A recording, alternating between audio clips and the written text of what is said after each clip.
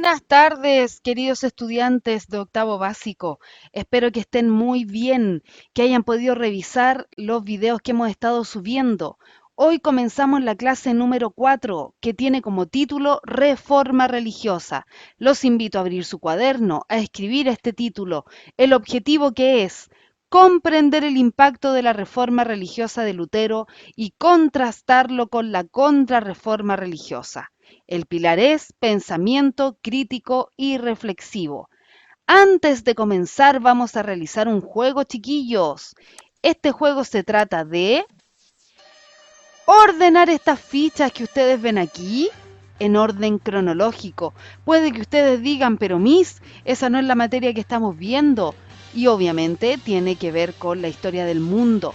Ya no importa que no sepan, pero la idea es que ya vayan teniendo ideas de cómo se va a ir ordenando cronológicamente la historia del mundo. Tenemos varias tarjetitas, por ejemplo, la formulación de la teoría de la evolución, el primer hombre en el espacio, Cleopatra, reina de Egipto, inauguración del Coliseo, creación de Facebook, descubrimiento del movimiento de los planetas, Marie Curie gana el Premio Nobel de Física, la aparición de las abejas. Entonces, ¿cuál será primero y cuál será después? ¿Qué creen, chiquillos? Traten de ordenar en su cuaderno estas fichas con los títulos desde el más antiguo al más actual. Colócale pausa al video porque vamos a pasar a revisarlo. Así que si no lo has podido hacer todavía, coloca pausa y cuando ya tengas ordenado en tu cuaderno, vuelve a colocar play. ¿Qué será primero?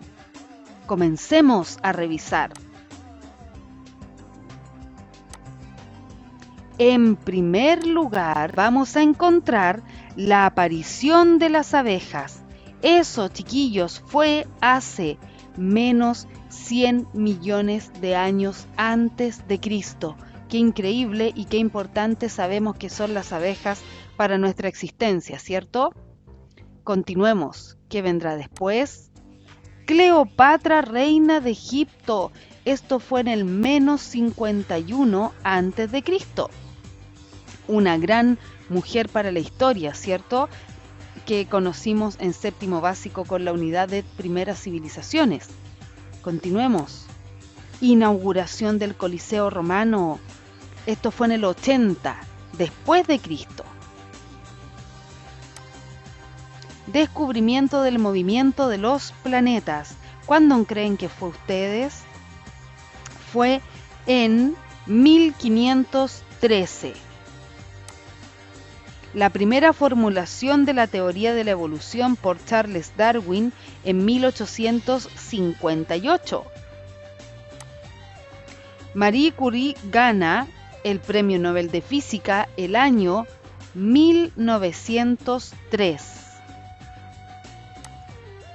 El primer hombre en el espacio, año 1961.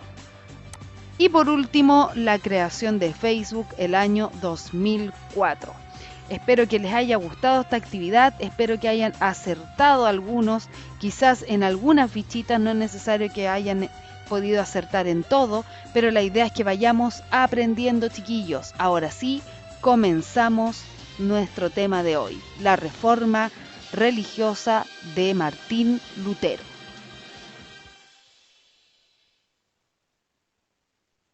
Chiquillos, comencemos entonces. Miremos este calendario y díganme por favor qué se celebra el 31 de octubre. Me imagino que muchos de ustedes pensarán en Halloween, pero en realidad lo que se celebra es el Día Nacional de las Iglesias Evangélicas y Protestantes. Esta fecha se va a declarar feriado nacional a partir del año 2008, durante el gobierno de Michelle Bachelet.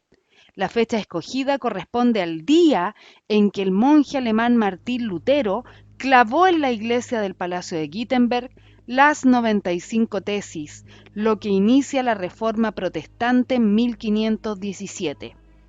Chiquillos, hoy vamos a conocer un personaje increíble, Martín Lutero. Martín Lutero, como les decía, es un monje alemán que va a ser reconocido por dar inicio a la Reforma Protestante. Les voy a contar la historia de Martín Lutero. Hay una película que igual se las voy a dejar dentro de los links para que la puedan ver las personas que quieran. Es una película que antes veía siempre con los octavos en clases, donde muestra la vida de Martín Lutero, lo difícil que fue hacer lo que él hizo y finalmente cómo es castigado por la iglesia. ¿Ya? Martín Lutero era una persona común y corriente, cuenta la historia, pero un día, por las cosas del destino, se encuentra muy solo. En, Estamos hablando de plena Edad Media, chiquillos. Se encuentra solo en un bosque, una lluvia torrencial, estaba perdido. Dicen que Martín Lutero escuchaba voces.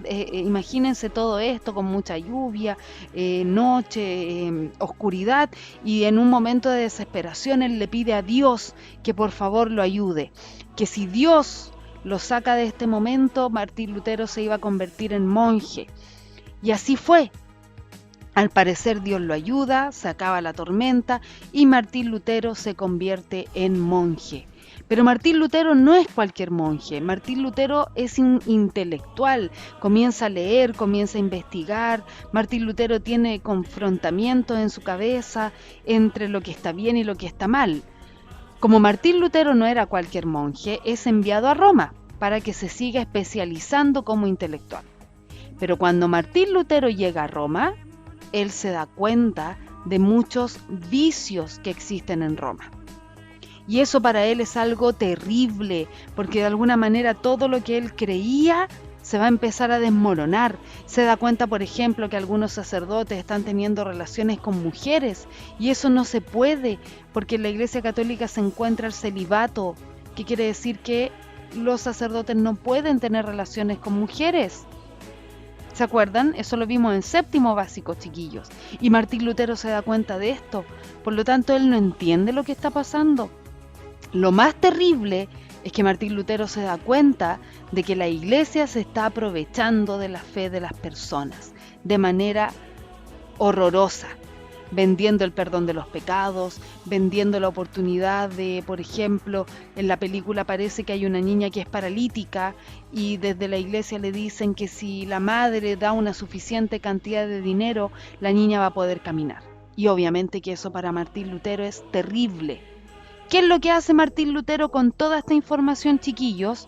Escribe 95 tesis, que son sus postulados, son sus críticas, y ni más ni menos las pega en la iglesia de Wittenberg, en la puerta de la iglesia, chiquillos. Dicen que algunos tomaron estas hojas, las llevaron a la imprenta y comenzaron a multicopiar las ideas de Lutero. Por lo tanto, toda la gente se va a enterar de lo que Lutero piensa, chiquillos. Y obviamente que la gente va a estar a favor de lo que piensa Lutero, ¿ya? Por lo tanto, se va a crear la reforma religiosa, chiquillos. La iglesia va a tener que cambiar, la iglesia se va a tener que reformar. Aquí están las causas intelectuales, pensamiento humanista. La gente ya no va a seguir pensando como antes, ¿o no?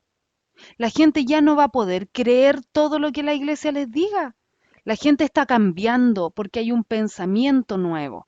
Apareció la imprenta que permite que el pensamiento se duplique, se multiplique. La Biblia, que en esa época, chiquillos, solo podía ser leída en un idioma y la gente que no conocía ese idioma no podía leer la Biblia.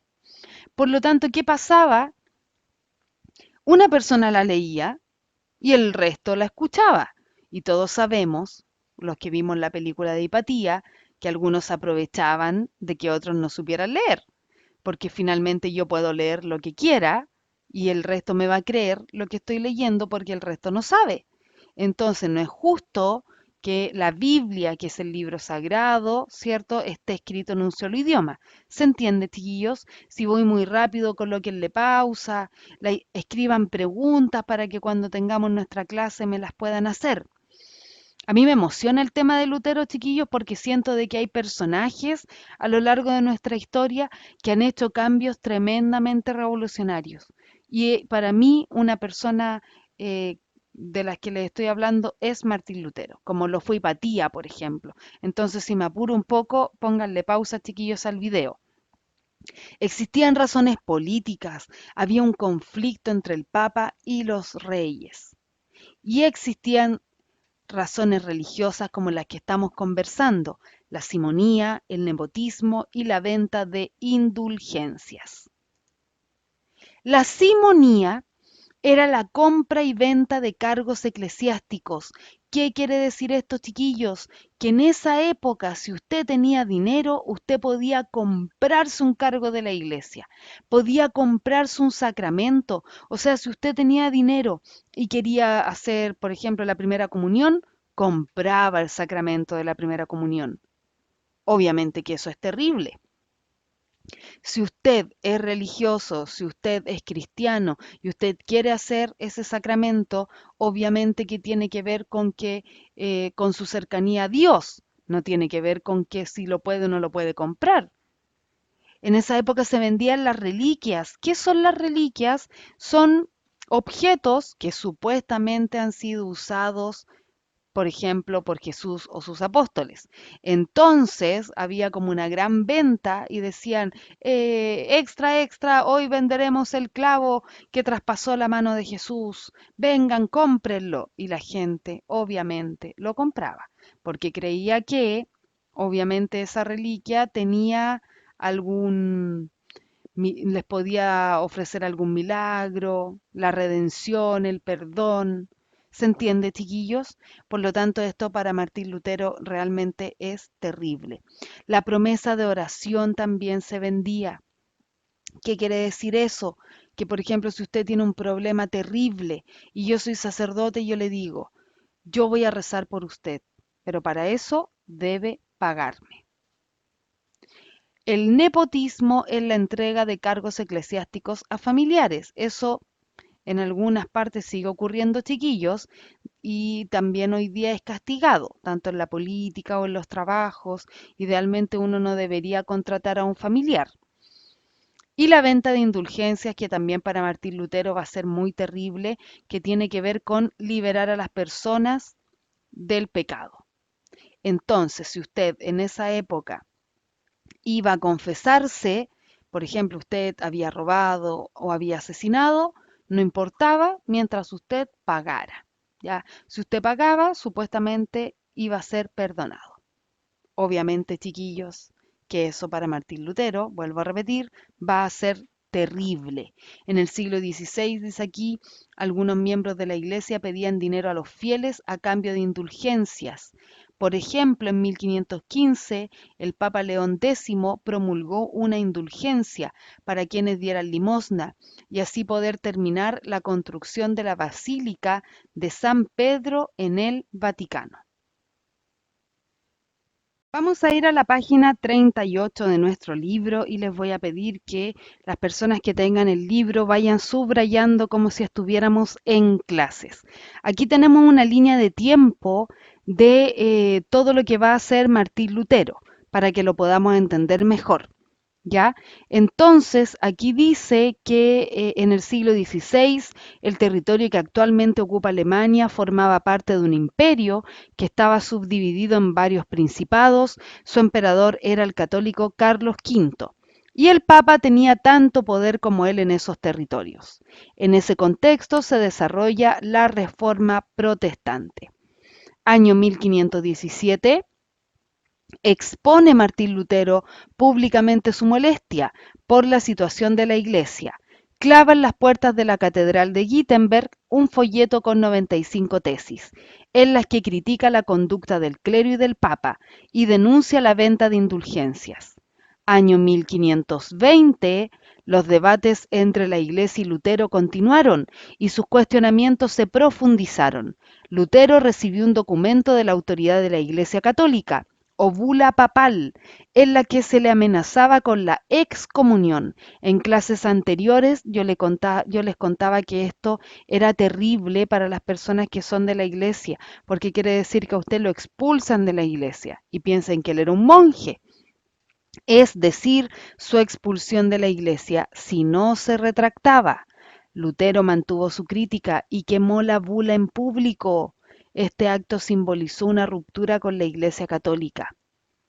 1521, el emperador Carlos V convocó una asamblea con los príncipes alemanes, conocido como la Dieta de Worms, para exigir que Lutero se retractara. El fraile no lo hizo, por lo que fue desterrado, expulsado y censurado. Por lo tanto, sus escritos van a ser prohibidos.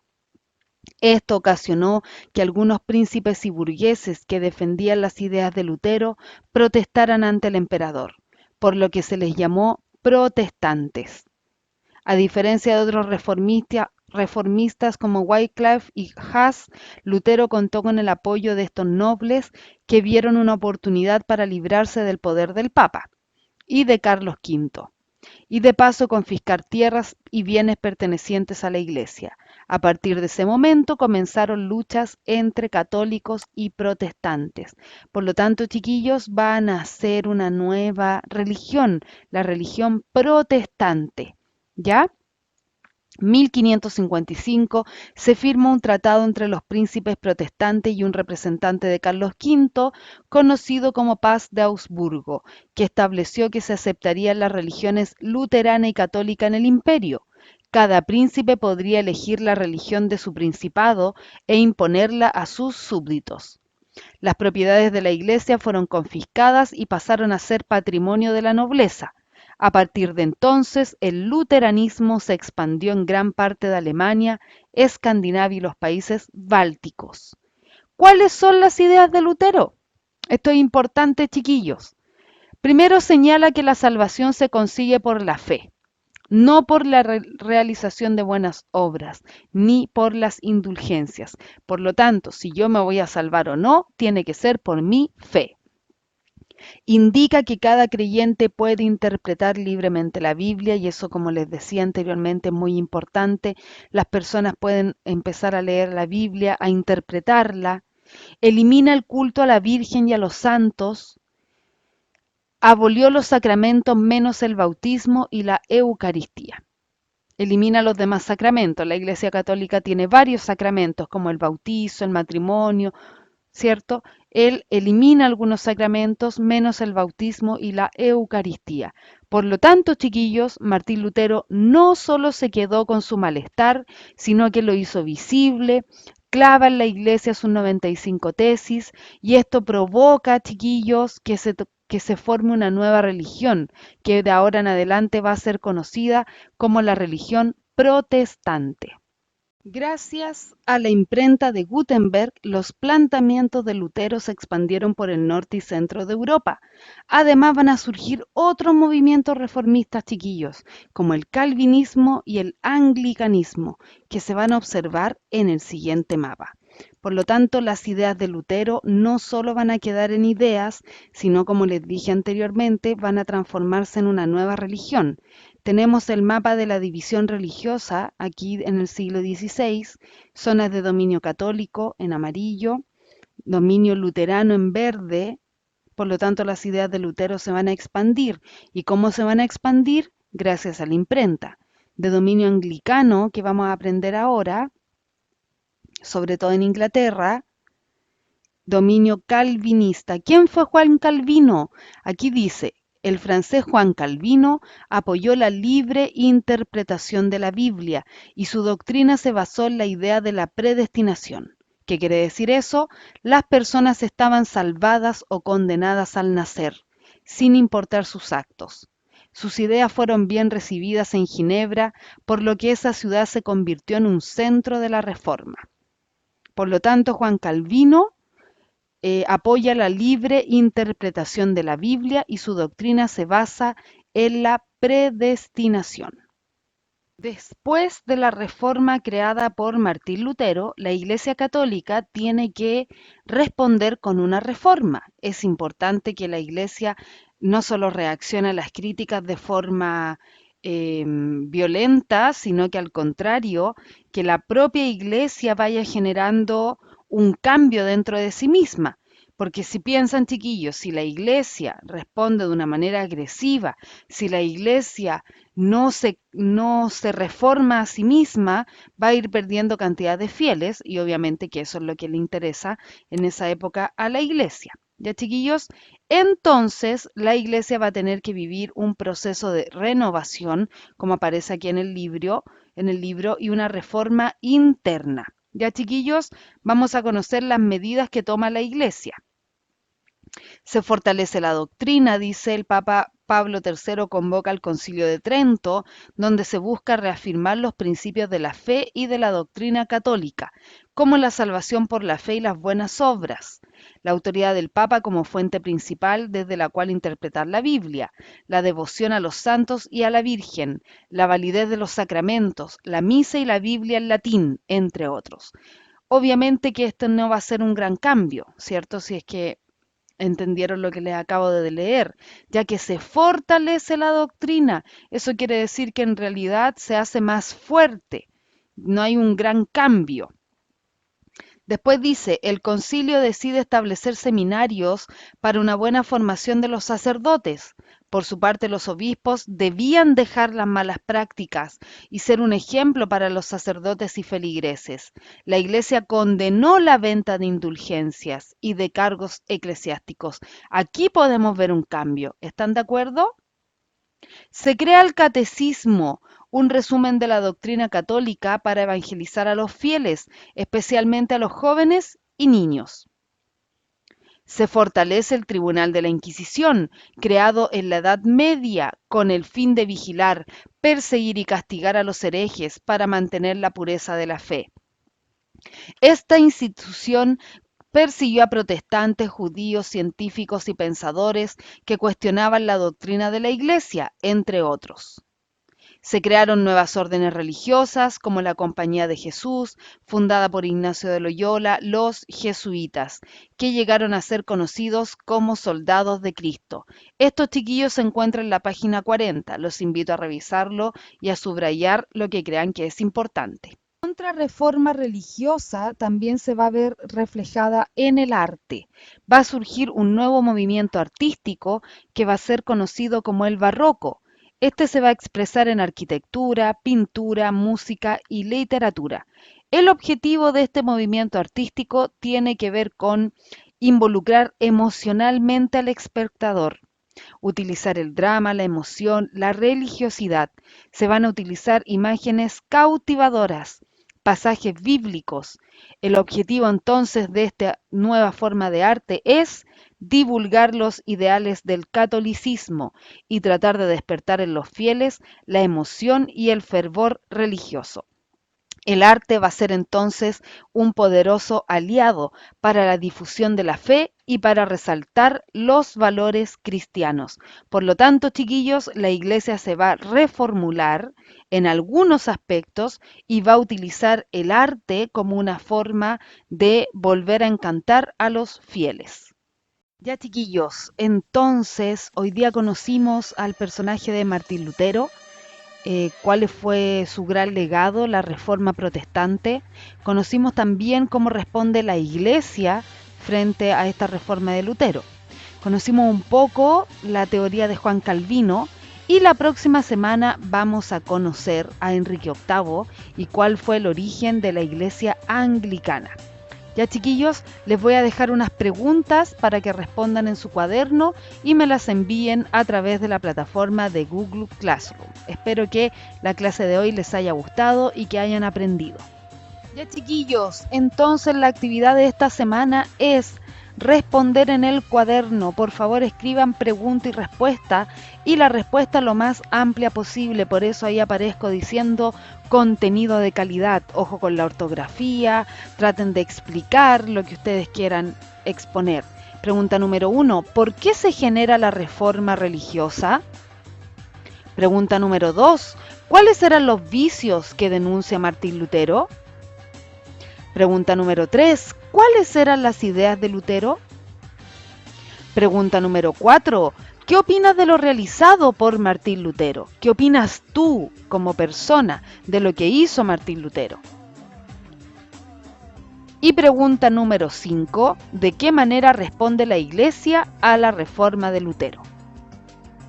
Les voy a dejar un videíto al final que es un resumen de lo que hemos visto, pero esto es voluntario, chiquillos, la clase llega hasta acá, las personas que quieran y que no hayan entendido algo ven el video que viene al final, también la información que yo les estoy contando está en el libro. Ahí les fui mostrando la página 37, 38, 39, 40. Dentro de esas páginas está la información. Entonces, si hay algo que no haya quedado claro, por favor escribirme a través de la plataforma de Google Classroom. Ya, chiquillos, que estén muy bien. Nos vemos en nuestra clase por Zoom. Esta tarea, recuerden escribirla en su cuaderno, sacarle una foto y enviarla por Google Classroom. Ya, nos vemos, chiquillos, que estén bien.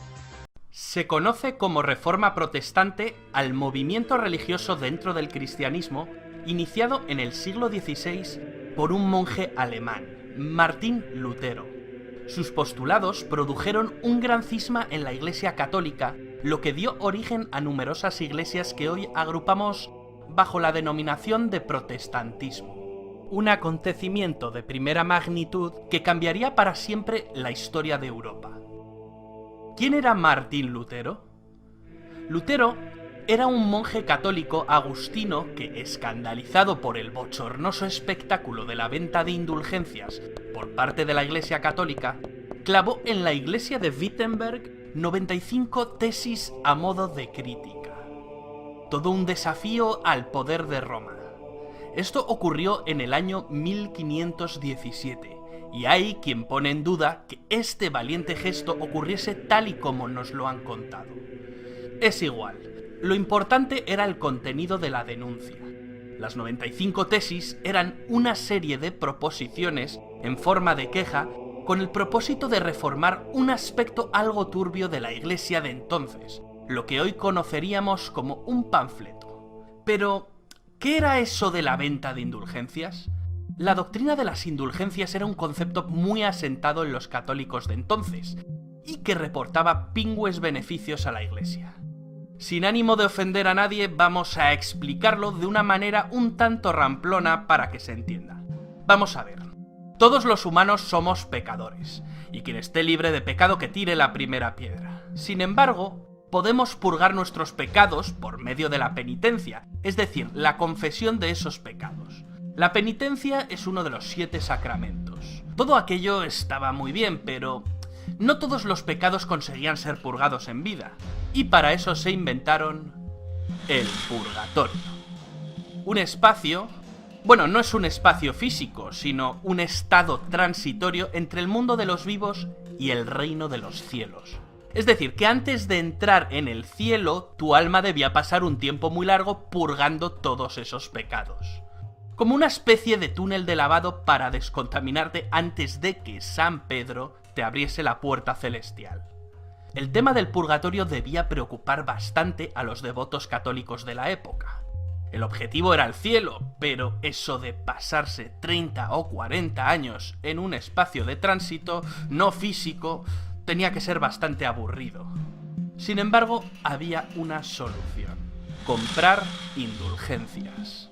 Es decir, a cambio de una cantidad de dinero o de una serie de sacrificios, la Iglesia de Roma te daba un documento acreditando una reducción de años en el purgatorio, pensado para los difuntos familiares que en ese momento estuvieran pasando por el aburrido trance, aunque también podías comprar para ti mismo la expiación de pecados futuros.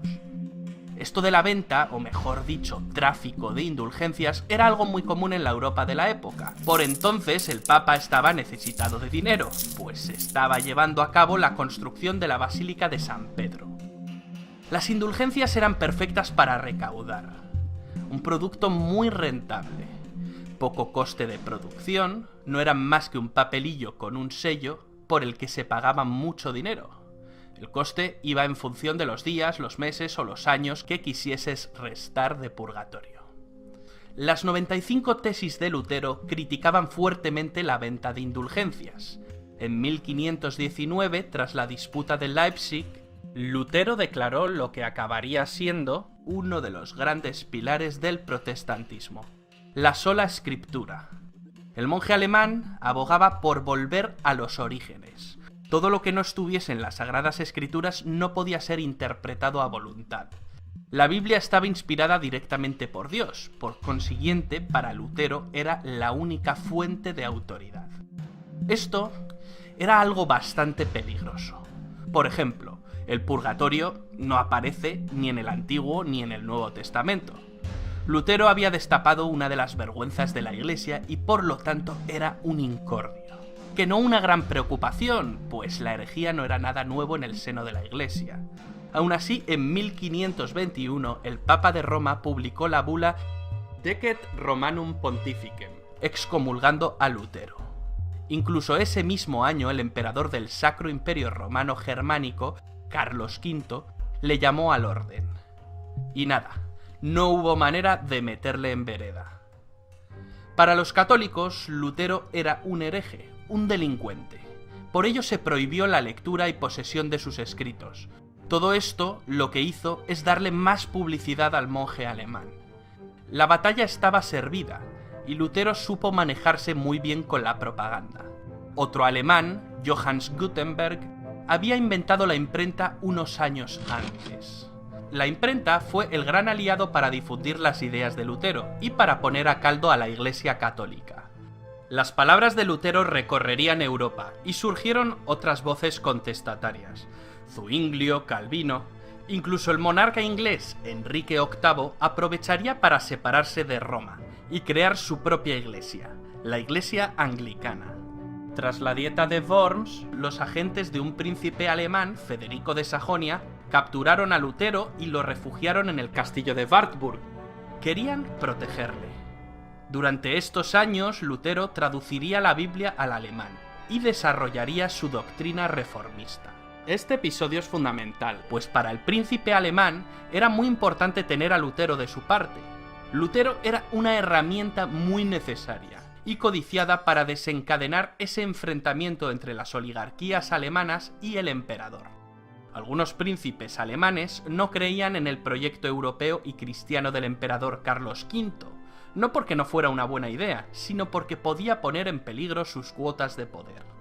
El material de Lutero, con su confrontación religiosa, era un material perfecto para encender la llama de una cruenta guerra. Y así se hizo, se sacudió el tablero y todos empezaron a mover ficha. Cualquier excusa es buena para iniciar una guerra, y en esta ocasión la excusa fue la religión. La Iglesia católica quedaba rota y la unificación alemana quedaba enquistada. Y mientras en Europa los países en guerra avanzaban hacia el Estado moderno centralizado, Alemania se disgregaba en diferentes poderes locales, alargando de manera anómala el sistema feudal.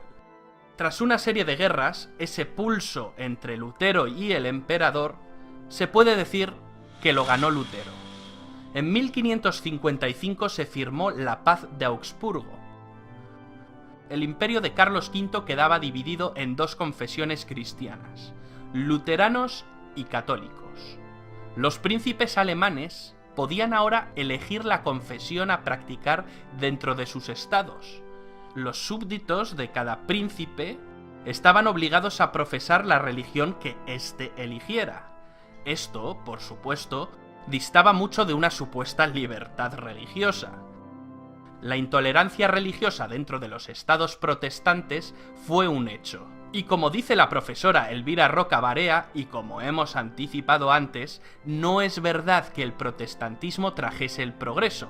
Todo lo contrario, el Sacro Imperio se quedó anclado en la Edad Media hasta el siglo XIX. Pero ¿cuál fue la reacción de la Iglesia Católica tras la Reforma Protestante de Lutero? La reacción fue lo que se conoció como la Contrarreforma Católica. Pero eso ya lo contaremos en otro vídeo.